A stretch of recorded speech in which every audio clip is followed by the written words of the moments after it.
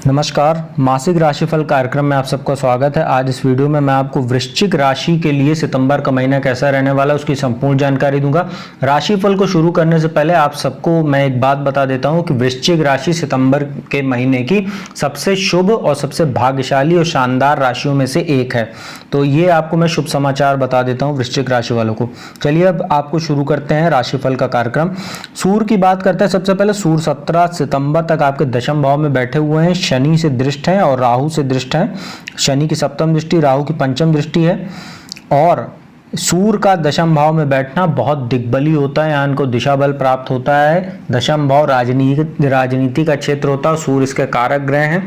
और बुध भी बैठे हैं, बुध और सूर्य का बुधादित्य राजयोग बन रहा है। यहाँ पर सूर्य बैठे हुए हैं तो जो लोग मैनेजमेंट, बैंकिंग, फाइनेंस सेक्टर से जुड़े हुए हैं ऐसे लोगों के लिए बहुत अच्छा समय। सरकारी नौकरी करने वाले लोगों के प्रमोशन के योग बनेंगे, पद प्रतिष्ठा में वृद्धि होगी, नया नेतृत्व मिल सकता है। सरकारी नौकरी की तैयारी करने वाले छात्रों के लिए बहुत अच्छा समय है, सफलता के योग बन रहे हैं।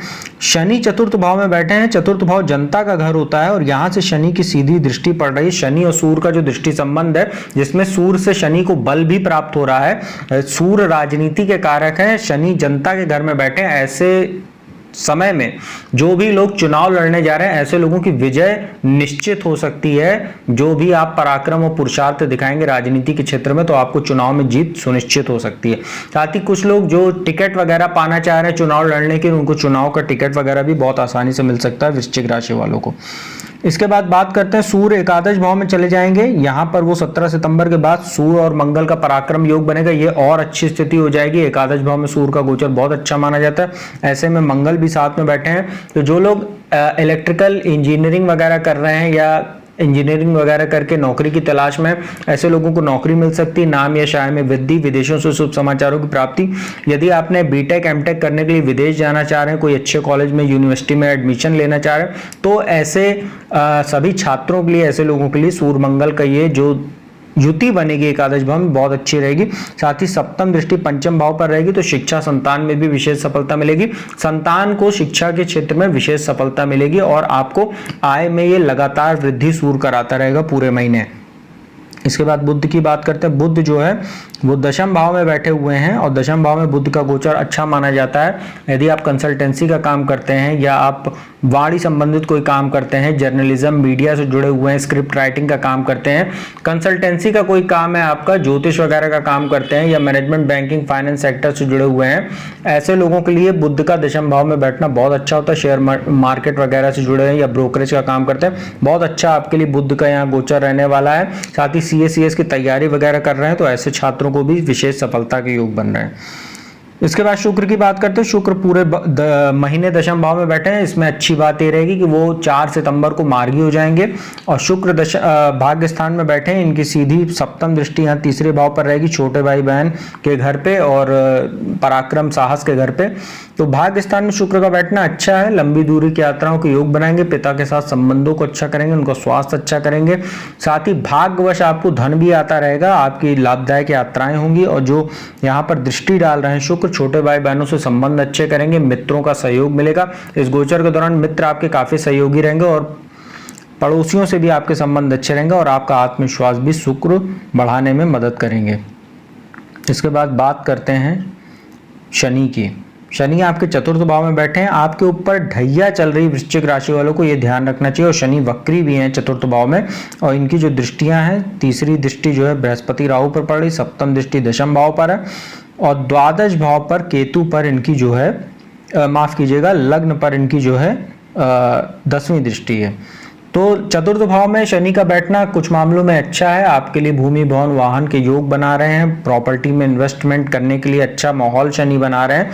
साथ ही आपको एक से ज्यादा वाहन या प्रॉपर्टी क्रय भी करवा सकते हैं। साथ ही यदि कोई प्रॉपर्टी वगैरह आप बेचना चाह रहे हैं तो उसके लिए भी शनि बहुत अच्छी स्थिति में बैठे। हालांकि आपको ढैया चल रही है, चतुर्थ भाव में शनि बैठे माता का स्वास्थ्य और उनके साथ संबंधों को प्रभावित करेंगे। साथ ही दशम भाव पर दृष्टि डालकर पिता के साथ भी संबंधों को कुछ मतभेद ये उत्पन्न करा सकते हैं, इसका आप ध्यान रखिएगा। छठे भाव पर दृष्टि डालेंगे तो कंपटीशन वगैरह के लिए अच्छा है। यदि कोई प्रतियोगी परीक्षा में आप सम्मिलित होने जा रहे हैं तो उसके लिए तो अच्छा है, परंतु मामा और ननिहाल पक्ष से कुछ संबंधों को प्रभावित करेंगे।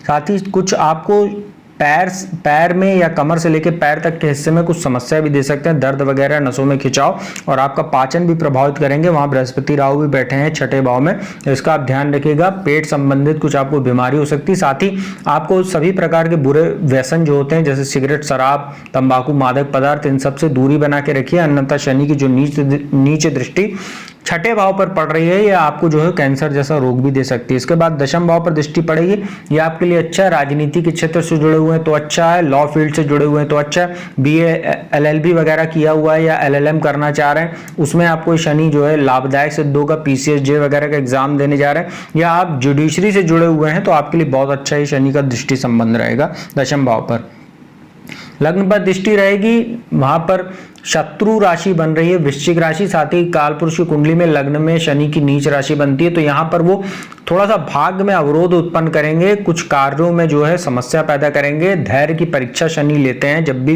लग्न पर दृष्टि होती है, लग्न में बैठते हैं, तो आपको धैर्य रखना होगा और अपने कार्य, अपने पुरुषार्थ, अपने पराक्रम को जारी रखना होगा। हार्ड वर्क आप कीजिए, स्मार्ट वर्क कीजिए, परंतु आपको धैर्य जरूर रखना होगा, क्योंकि काम आप जो भी चाहेंगे वो समय पे नहीं होगा, परंतु होगा जरूर। इसका आपको शनि जो है जरूर यहाँ पर बैठ के फायदा देने का काम करेंगे।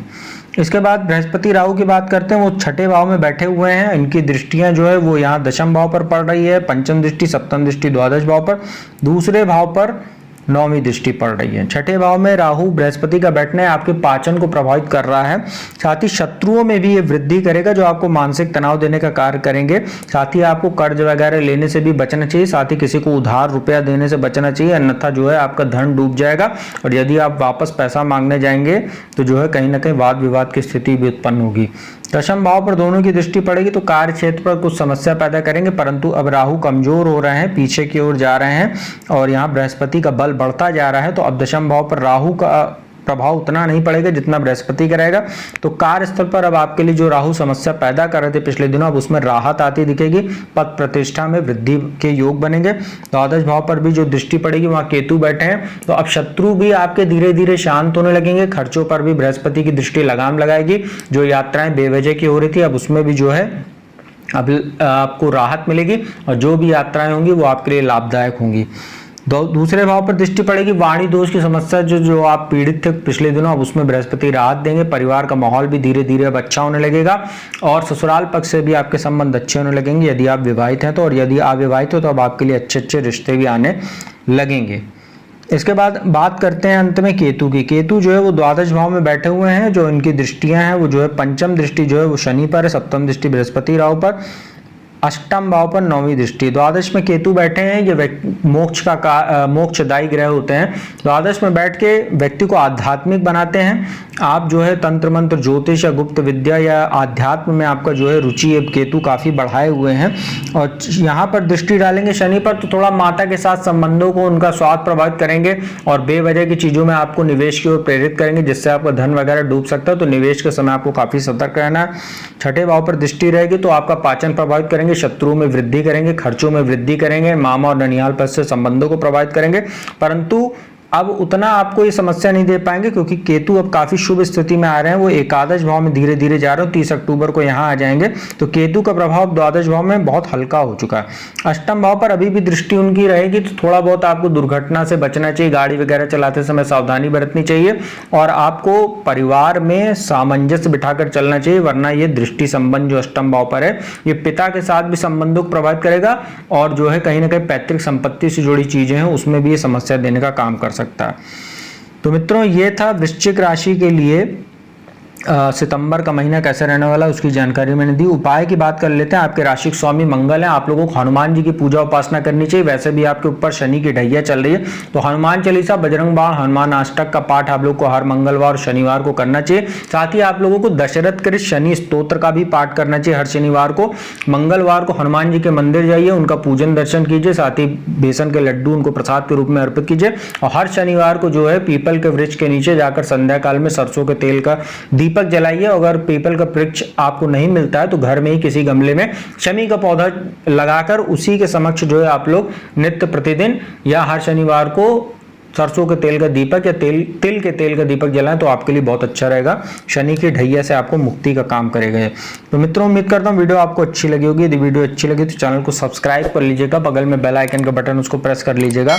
और जो भी जातक कुंडली विश्लेषण कराना चाहते हो तो मेरा नंबर डिस्क्रिप्शन स्क्रीन दोनों पर उपलब्ध है, उस पर मेरा नंबर आपको दिख रहा होगा, उस पर संपर्क करके आप कुंडली विश्लेषण का लाभ मेरे द्वारा प्राप्त कर सकते हैं। तो अब मैं अपने वाणी को यहीं विराम देता हूं। अगली वीडियो में आपको धनु राशि का राशिफल कैसा रहेगा सितंबर महीने के लिए उसकी जानकारी लेकर हाजिर हूंगा। तब तक के लिए ओम नमः शिवाय।